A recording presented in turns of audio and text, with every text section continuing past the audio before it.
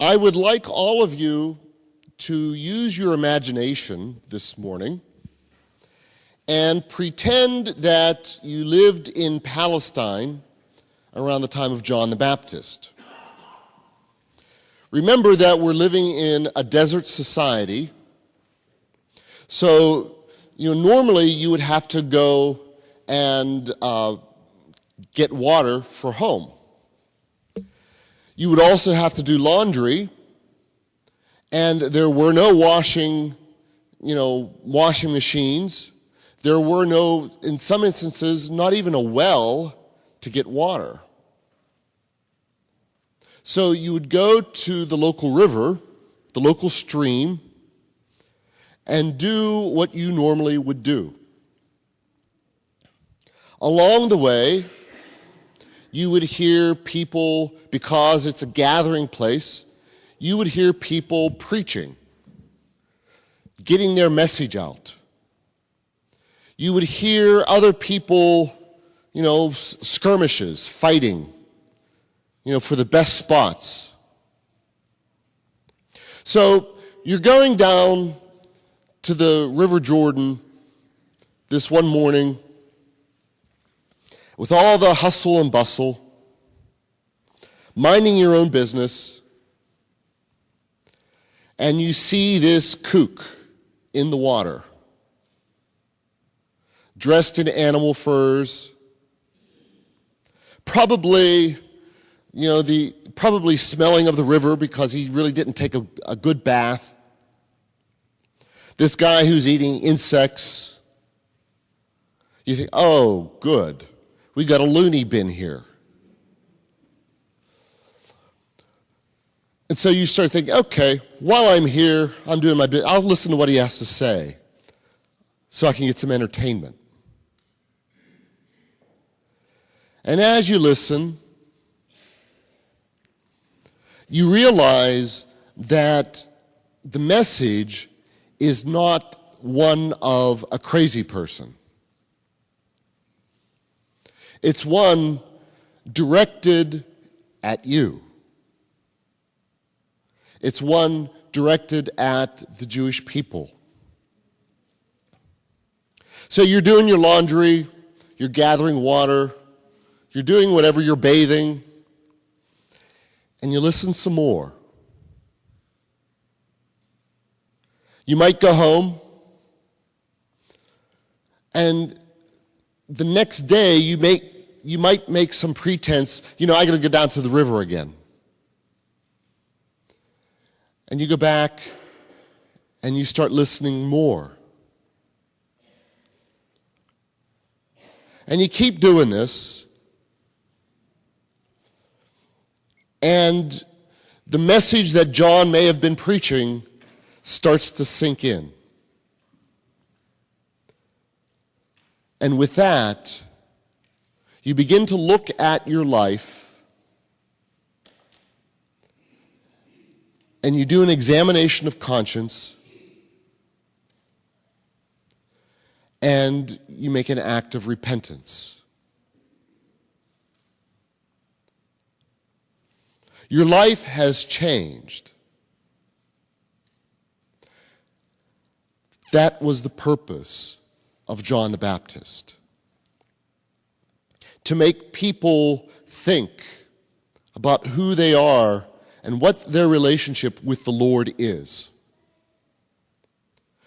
In the gospel, John is specifically clothed as he is because that's how Elijah himself dressed. So Mark wants the reader to know that he's a prophet. The main thing, however, is the conversion of souls. Let me ask you this. How many of you, over the years, have come to church? You always go to church, nothing major. With some of the characters that have been stationed here, how many of you have come at least once or twice to be entertained? Oh, I wonder what Father's going to say this week. I wonder what crazy thing he's going to do now. How many of you, though, have come to Mass, doing your normal weekly duty, saying your prayers, then one phrase said by the priest may just hit you? Oh. And you start thinking about it. And you start thinking about it. And you talk about it. And you make a decision in your own life based on that little snippet to change your life. And it might be something very small, but you change your life. How many times over the years have I and Father Regis and other priests, just remarked to each other, I must have been right on it today. Because, one, people were listening, and two, they come up after Mass, Father, that was directed to me today.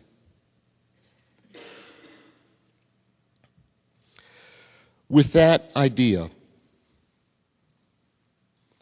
we look at the Scriptures, we're looking at Advent.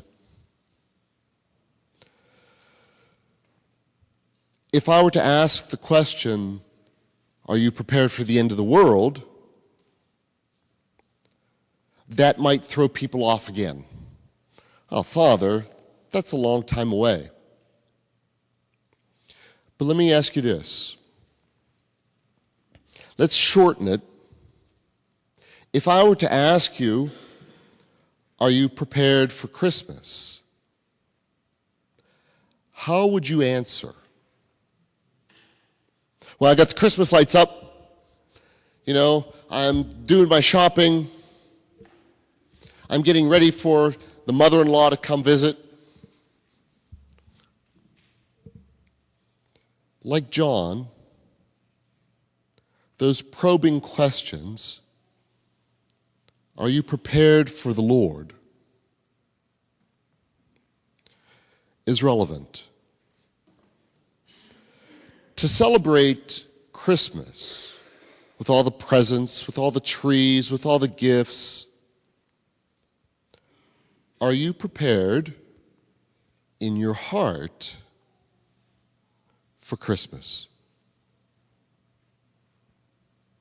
Do you just see the lights? Do you just see the presents? Do you just see Santa Claus coming? Or do you see the Lord? My job, like John the Baptist, is to give something that may click up here and in here. Hopefully, you will hear something and I will hear something to change my life, even if in a very small way, to allow the Lord in. Because when we allow the Lord in, then we can talk about Christmas. And then we can talk about the end of the world. But it all starts with us. Just like St. Francis wrote, "Let there be peace on earth and let it begin with me." Let holiness begin on earth, and holiness begin with me opening my heart to the Lord.